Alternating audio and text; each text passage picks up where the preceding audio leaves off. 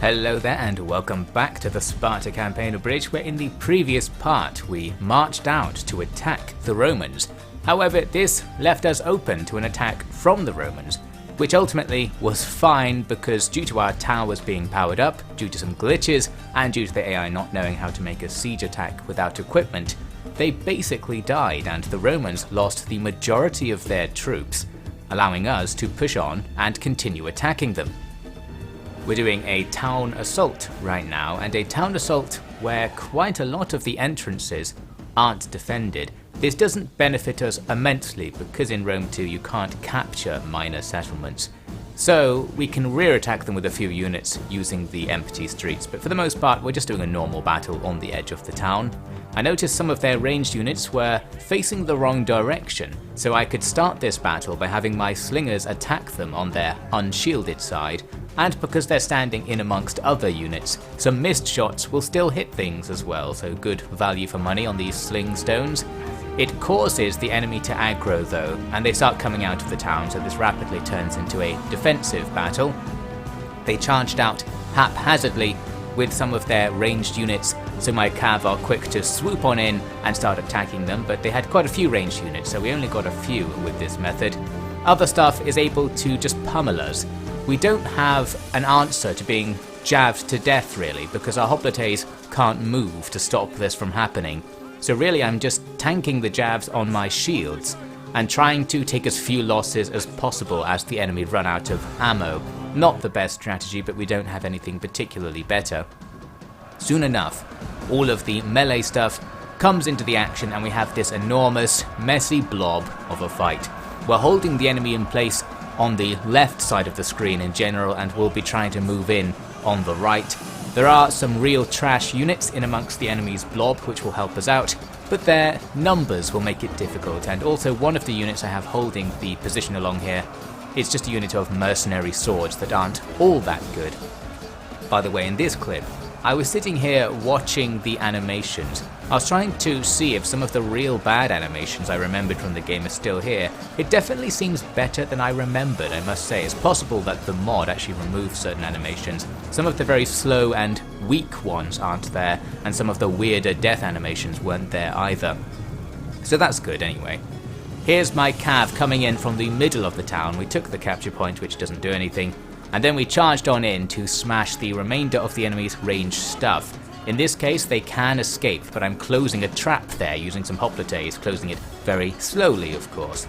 Here we're surrounding a unit of principes out on the peripheries of the battle, the plan being to take them out and then have the units it frees up go and rear attack the main blob. And there we are, successfully closing that trap. All of those slingers are going to die. They're only like garrison slingers, so they'll just rout once they lose a few troops. That's all easy enough. Now we need to sweep in and get some full surrounds going. We completely surround their big blob. At this stage we're not technically surrounding it very much because the holding troops on the other side of the blob are nearly dead. But the game is very simplistic in its logic. If you're surrounded, in the sense that there's one angry goat behind you or something, that's the same as being completely surrounded by elite troops. So it's all fine, this all works, and we can make it worse for the enemy by piling in all of our out of ammunition slingers and javelineers to just run in and make more rear attacks. Whether this actually counts as another morale debuff, I'm not sure. I suspect not. So we're actually just doing nothing here, but it looks good at the very least, and it feels like the right thing to do. From here, this big blob of surrounded enemies chain routes. They're already starting to chain route out of the blob, you can see at the back there, and we eventually come to this final result. We took them down. Our army's still looking fine, got a few battered units, but we're okay. And the Romans are now running very low on troops. That was one of their last remaining stacks of troops we killed in that attack. And they've only got a couple of territories left as well. So now we just need to push on a bit further and grab us some victory. And we can do that in the very next turn. We can just keep going with this army. We unfortunately didn't get replenishment, but we're still healthy enough to attack the next place up the road, which isn't especially heavily defended. They've got a general sitting outside who we can just kill individually, and they've got a bunch of ships defending the settlement. Their balance bar ends up looking pretty good, and while it's probably lying in this case because that garrison army will be overvalued, I didn't really want to attack, mainly because I thought we can probably get this fight without the ships being there. If we just stand here, the AI has the chance to move these ships, so it might just have them leave and then we can attack without having to deal with them and maybe get an auto-resolve, of course, what I'm always really going for. There's another Roman army standing here at Taurus. They did have us under siege, but at some point they broke the siege and just sat in a fort outside. We don't really have enough troops to go and take them out, so we're just looking at each other here. And now my plan successfully fails, because yes, they do move their fleet away, but they move it to immediately recapture the place I just captured. Not much we can do about that, so we just have to let them have it. It'll be easy enough for us to take it back, so it's not too much of an issue, just annoying because I did spend some money changing over the buildings there. And then in the next turn, here we are doing a very dodgy auto-resolve, because while the balance bar did improve, it didn't improve enough. However, this battle would be very easy and just take 20 minutes of real life time to pull off, and I couldn't be bothered to do it. And because we're approaching the end of our military need in this region, I thought I don't really mind if all of my troops die at this stage. So, we'll just sacrifice everyone to save me some time. This is good leadership. And we take the settlement, of course. So that's that. We would now go back and quickly auto-resolve the 5 citizens left in the garrison of the other town, but the Samnite League did it instead. So that's okay in the short term. It means Rome's not there anymore and we don't have to worry about it. But in the long term, it means our allies control more territory which is naturally ours. So it just means our betrayal against them will have to be bigger if we want to unite these provinces. And the game is a bit easier if you unite your provinces because you can control culture and use edicts a bit better. Pretty inconvenient in that regard, but we'll have to betray them at some point. First though, we want to finish off Rome. All of their troops are now in the toe of Italy, so we can focus in that direction. We do have a few rebellions going on right now, but we can immediately move out and defeat 2 rebellions in the first turn of their troop gathering. Means they haven't got many discontents for us to kill, so it doesn't help public order that much to do this. But that's fine. We're just freeing up our troops to go and finish off Rome. Then we'll worry about public order issues and maybe farm some rebels. We're also now going to get rid of a lot of our troops because these units are half dead anyway. And we do need to downscale our military. We need to make tons of money somehow to convert over all of the buildings and just generally sort out the background economy stuff that I'm not really talking about. As for finishing off Rome, now that I've got rid of quite a few of my troops, we need to do some consolidation because we don't really need 2 armies that are both not that good. Let's combine them. So we'll take the units from the secondary army and put them into the main one so that they enjoy being under the better general. I have recruited some heavy swordsmen into that second army, so that's a nice unit. We're also going to be spamming out a few minor armies because we're going to be playing the infinite game of public order control. So I can recruit some of the infinite amounts of generic Italian area of recruitment units that I can get without really draining our important population classes. And they'll just hang around on patrol stance trying to improve public order, since in this mod you can't improve it with the normal garrisoning technique. As for the attack on Rome, well, it actually goes a lot easier than I thought it was going to. They had fortified in front of their town, so I had to attack them while they were encamped, but the balance bar was good enough.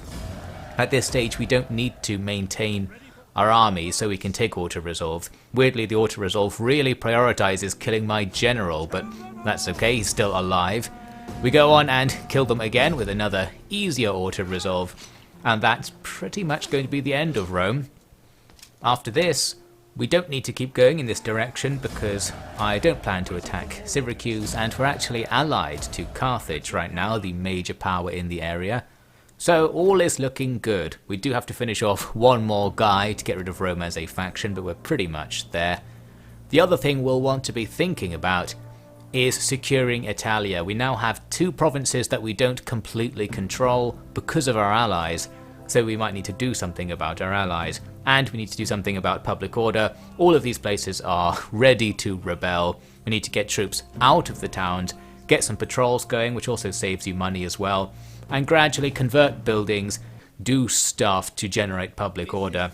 Carthage, inconveniently, end our alliance right after this turn, so a bit suspicious, I must say. Seems like some kind of Punic War Sparta edition could be brewing there, but we're not going to push anything because we've got other stuff to do, including this right here. Need to defeat some rebels right outside the town our main force just took, and more importantly we'll go on and attack the last Roman guy who's raiding in the corner. Pretty annoying because if one guy raids your territory, I think it reduces your food supply by the same amount as a massive army raiding. Nice classic oversimplifications. Down they go, so that saves us some trouble, and officially Rome is dead. So I've completed the thing I wanted to do in this campaign, defeat Rome as Sparta. From here, the objective will be to fight people who Sparta doesn't normally fight, and that essentially means going up or to the left as much as possible, getting away from Sparta itself. That was the only vague thought I had. I've got no specific objective for this campaign after this, although in the short term, as mentioned, I do want to take the provinces we've started taking, and that means we're setting up right here on the border with our ally, pretty obviously preparing to attack them, all good stuff. I would leave them alive, but the game very heavily encourages securing entire provinces. Plus, these guys are not our culture, they're the Italian culture group, so having them in our provinces makes public order worse for everybody. So we're just doing some literal ethno-genocide stuff here, it's all above board. Now, Knossos decide to declare war on us. Speaking of provinces, they're actually in our home province. They share the province with Sparta and Athens, so I'm guessing they're attacking me to try and take back more of their province, it seems. And we're in no position to do anything about it, so that sucks. What also sucks is that Massilia have shown up. Just as I was preparing to take this place right here, they've taken it instead, so that makes it harder for me to take it because they've now secured it with more stuff. Plus it's not a one region faction, so even if we declare war on them, the war won't end if we storm forwards and win a couple of battles. Inconvenient. We're also not quite ready to attack, still missing some of our heavy infantry. I still wanted to attack the place, and I thought maybe if I just stand here, the Massilians will walk away and give me a chance, but in the next turn, they hadn't done that, and I noticed an opportunity to instead betray our other allies, as long as we get to betray somebody. So yes, the Samnites are currently experiencing a plague, so it would be a bit easier to attack them right now versus another time. So I thought, since that Massilia thing has kind of locked me off my original plan, we'll switch plans and go after these guys instead. And this does prove to be a somewhat fated choice, because in the next turn when I was going to attack, they've actually moved out half of their troops into the sea, and they're now in a position where they can't sail on to attack us if we declare war. So that's absolutely ideal. Unfortunately, the plague that was affecting them has disappeared, and they appear to have replenished away any damage it did. Still a pretty good opportunity. We need to do this right though, because we need to ensure we can have our main force fight at both settlements in the first turn of the war, to avoid having to fight their army out at sea. So first, this minor army besieges the first settlement. Here's me checking to make sure we can walk all the way around to attack the second settlement, which we can. So we just need to walk halfway to begin with, then initiate this battle. And because it's the smaller army initiating the battle, they'll take all of the movement penalties for doing an occupation. The balance bar is actually really good, again better than expected, perhaps because the garrison of this place wasn't very big and they also are still weakened by the plague. So we just auto-resolve them to death. What I hoped here is that the auto-resolve would mainly kill units in the less important first army, but it did it the other way around, so that's inconvenient. Figured the auto-resolve might prioritize killing the guys who go in first, but I don't think auto-resolve is that detailed when it comes to sieges. Anyway, the whole point is we've taken that area, and we can immediately send the main force on to attack the next town. And that balance bar looks pretty good. Obviously we can bring in the reinforcements from nearby to make it even better and easily take this place. So that's that. The Samnite League aren't defeated. They still have a stack that could come back and attack us in its first turn if they wanted to. But we have secured some territory for ourselves, and we now have one of the provinces secure, allowing us to use the edict buff things and making sure that nobody starts converting people to Italic culture, because everybody gets very angry about that. Now as we move on, Knossos actually do make an attack at Sparta. I kind of hoped they would just leave us alone, but I had also resigned myself to just losing Sparta and perhaps Apollonia, because that was kind of the premise of this campaign anyway. However, all that said, the army they're attacking with isn't that good. It's packed with levies and light units. And our garrison is kind of good because I have a barracks here. We get a few decent units. So, this isn't some throwaway battle. We've got a nice position to defend, where there's this area that only has 2 ways in with small entrances, so it's easy to defend with our hoplites. We've got some archers who we can use to take out the enemy's Jav Cav, who came out ahead of their army, 2 harassers, and they're going to get pretty much owned.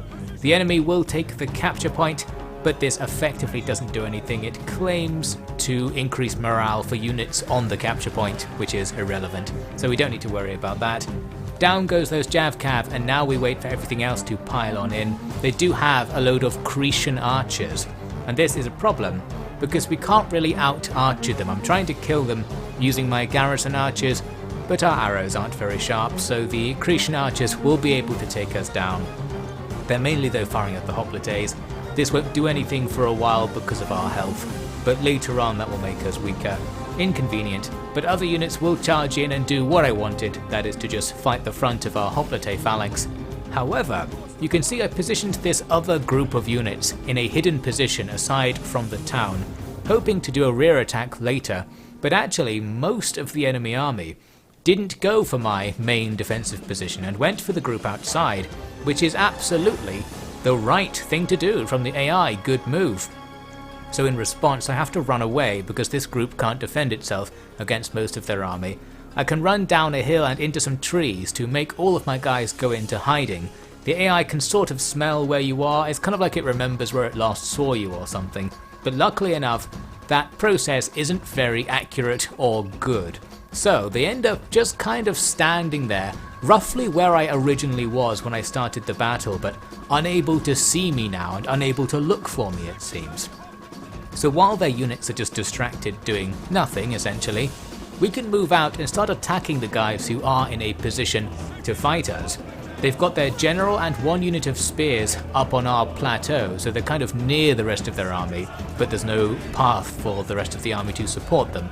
So we can try and take them out. Their general tries to escape from this trap, but it is a trap as I say, so they cannot, they get stuck on some more hoplites and we can defeat most of that unit. I think they actually did escape, the general that is, he gets away and doesn't die in this engagement, so that's inconvenient, but still a morale victory for us. And there's this group of not very good spearmen left behind as well.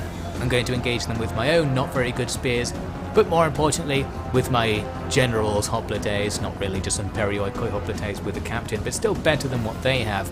Curiously, the AI can see that I'm doing something up there, because they started turning units to face me, but what they didn't do is move any units. It occurred to me that because we have this cliff, if this was a cooler game, we could do some sort of pushing mechanic with the hoplite phalanx and just push them off the edge. Like in 300, that would be pretty good. Something to add in Rome Total War 7 or something, once they decide to add new mechanics. Eventually that unit does die, and we take them out, but this hasn't taken us very far to actually winning the battle. At least the AI hasn't done anything about it, so we've got that 1 unit out of the way, and a couple of units that were attacking our hoplites back in our original position aren't doing that well either, so that's fine. We're seeing more reactions from the AI. They can definitely tell something's going on up here, but they haven't thought to come back. So that's fine. Now we're gradually finishing off the units that are attacking us. Our low quality militia hoplites aren't doing that well, but the enemy also have quite a few low quality militia hoplites, so it's still okay. Eventually, they do decide to bring their units back into the town. So now we need to reveal once again that we also have things out here. The ideal scenario would be for them to split their army again, like in half, so that the group that goes in towards our main force could be killed in a similar fashion to the initial units and will gradually defeat their army. This isn't what happens, but we still get something pretty good. That is, they send pretty much everything to go back and look for me again. This time though, I think they have a better idea of where I am. Their smell has brought them a little bit closer, and it became clear that they're going to fan out over this area and generally investigate where I actually am, so they will discover me here. We don't want that to happen, because we'll lose a fight if it comes to it. So we start running away, the classic strategy, and this is just as good as any strategy really. We're going to cut now to ages later. I did one half lap around the map to run all the way around and come back in the eastern entrance of the town, so that I could have everybody link up and just be in the main formation. I decided not to run all the way around the map until the time limit ran out, which of course would have been an option. Perhaps I felt like playing the game today. In this case, we eventually draw the enemy back to battle. Some of their units are already weakened, having been pretty much owned in the first assault, so we defeat a few more of them easily enough. But then once everything else comes and piles in, we're actually in trouble. The enemy do have a couple of units of these mercenary heavy hoplites, who are quite a lot better than even our perioikoi hoplites, and we straight up lose the frontal battle between the phalanxes, but we win the battle overall. So just before they were about to kill all of us, the time limit does run out, so we did end up doing a timer exploit, just not quite as exploitative as it could have been. So there we go, a pointless heroic victory. The only way to kind of make that having been worth my time is to not have them just attack the settlement again and take it in the next turn, something like that. And that's why I decided to actually start recruiting an army here. Throwing this general in will already give us a decent unit for defending choke points and the like. And we'll try and recruit some cheap other things. Plus the enemy army was weakened by their losses, so we don't need to be much stronger to have a pretty good chance of defeating them legitimately, or we could just defeat them semi-legitimately a few times until we've built up some more strength. Well, I don't intend to do that, by the way, but that's an option on the table. We'll try and get an actual army and take them down normally, and we are actually about to hit a historical reform date, which will help us out with that in particular, as we'll see in the next part, alongside my continued operations to unite the Italian provinces and actually take down the remnants of the Samnite League, who are going to be annoying. Plus, these Knossos guys have another army that's going to be causing me some trouble elsewhere.